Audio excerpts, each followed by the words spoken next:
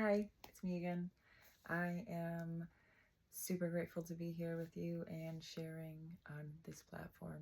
My name is Shaila V. Solshine, for those of you who do not know, and I'm here to bring messages for the collective from Source, as well as knowledge and information to help you walk through this planet and be your best self, your healthiest self, and to show up united with you.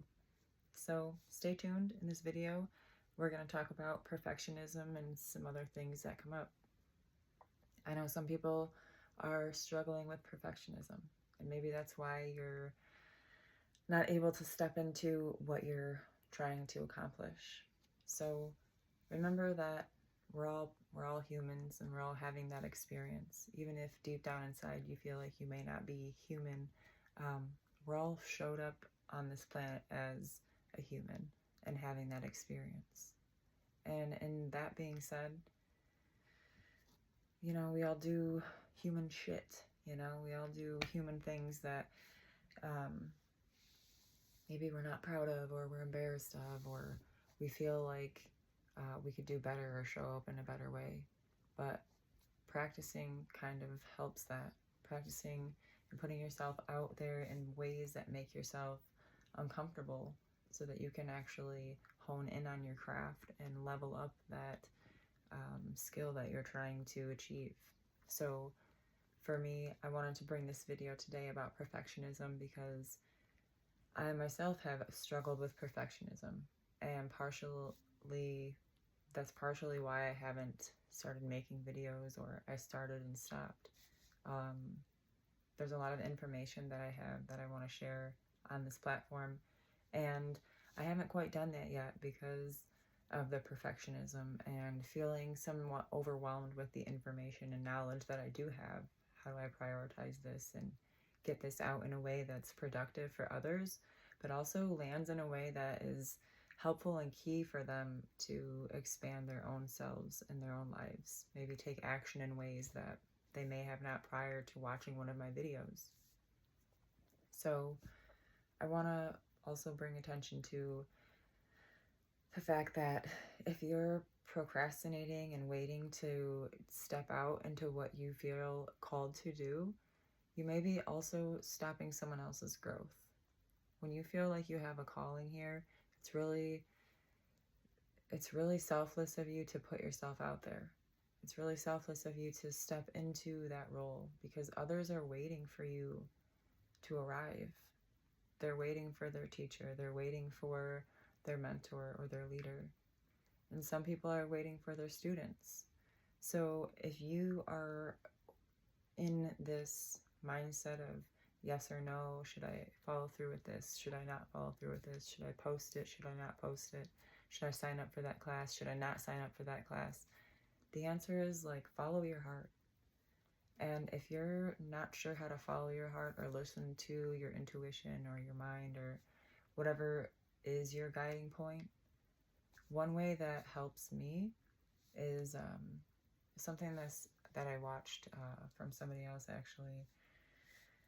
It was like, if you're feeling uneasy inside about something, and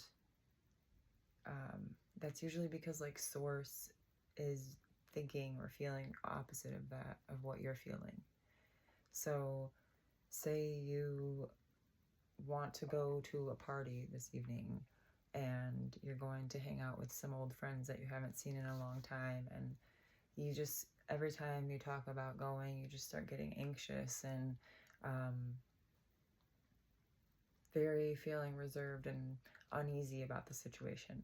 That's a sign that Source inside of you is out of alignment with that subject and with that activity.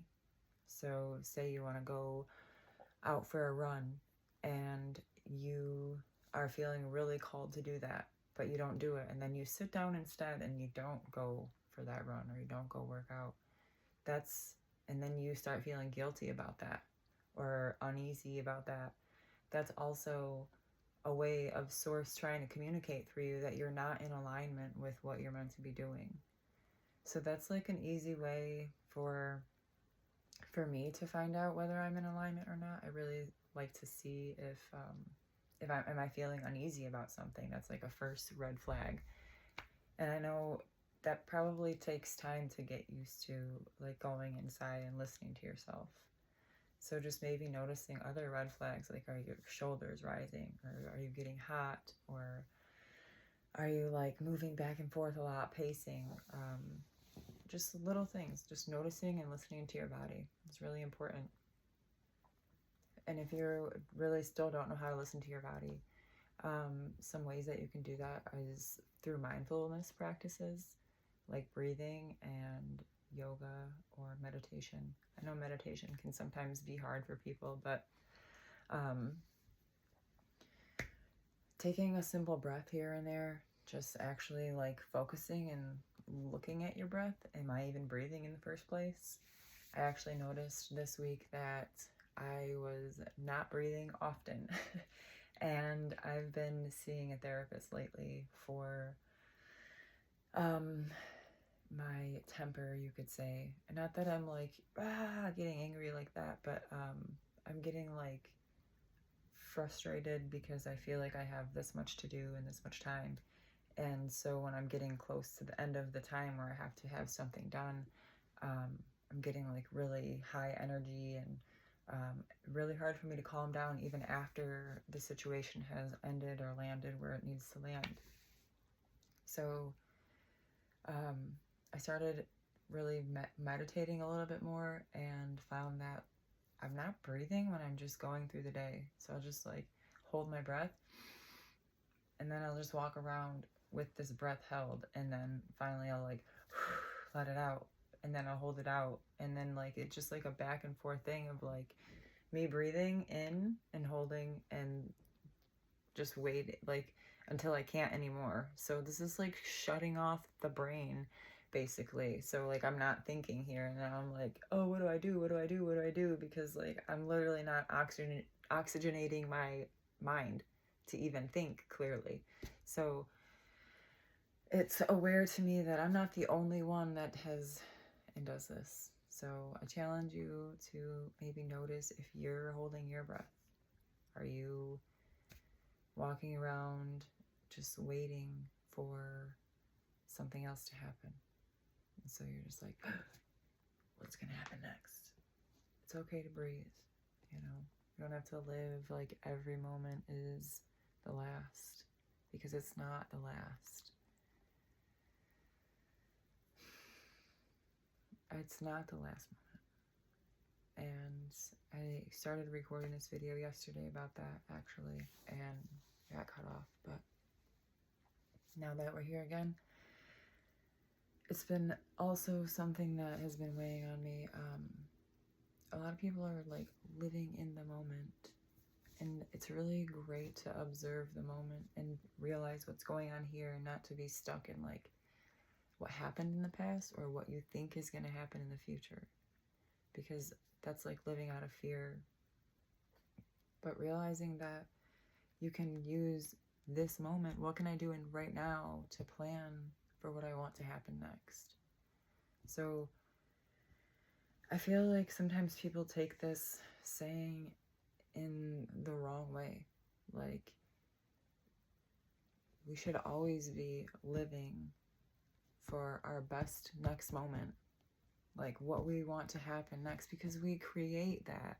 If we're sitting here like, oh, you know, this is going on right now, and I'm gonna be able to do just this right now, do we actually like create and plan for the next moment? And I feel like some people are actually living in the moment the correct way, which is observing things as they are, and in a way that's not causing like neurological disruption. But if we are indeed creators, as we are, then we must be creating right now how we want the next moment to look, without the fear. Does this make sense at all? Like, it's just not even making any sense to you. Just understand I'm trying to say that don't just stop in today. Realize that there is a tomorrow. And sometimes when we get stuck in like security mode, we get like, or survival mode, I always say that, security mode. When we when we get stuck in survival mode, sometimes we forget that there's a tomorrow. And I want you to all realize that there is a tomorrow. And for whoever needs to know that, like, there is gonna be another moment. There is gonna be more opportunities. There is gonna be more money. There is gonna be more love that comes in. Like, this is not the last moment. And also, this one isn't either.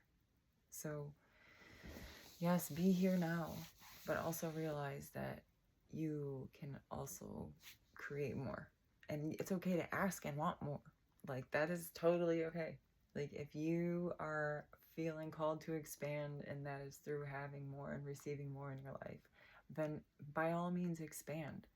You are a creator. You are so powerful and strong, and your mind and your being, your emotions, your energy, you can do all the things that you want to do if you believe in yourself. And sometimes that's hard to do. I understand. Like, we get so stuck in this world that's like pulling us in all these directions, and it's sometimes hard to know where to go. Right now, I feel like Source is really saying just to be chill, and like nothingness is okay. Like, there's so much in the nothingness that you don't have to know what's next. You don't have to know, where or what is how it's going to happen. It's okay. Like, it's okay how it happens, and you don't have to know how. When you get stuck in the how or the what ifs, like, that's when you get pulled back and you get stuck in the moments of not creating. My fuzz is asleep. Sorry.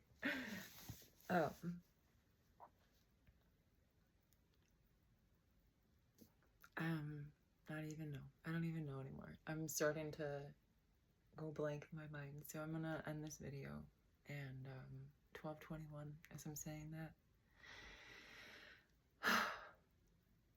Thank you for listening, and stay strong, stay true, stay passionate, and most importantly, stay you.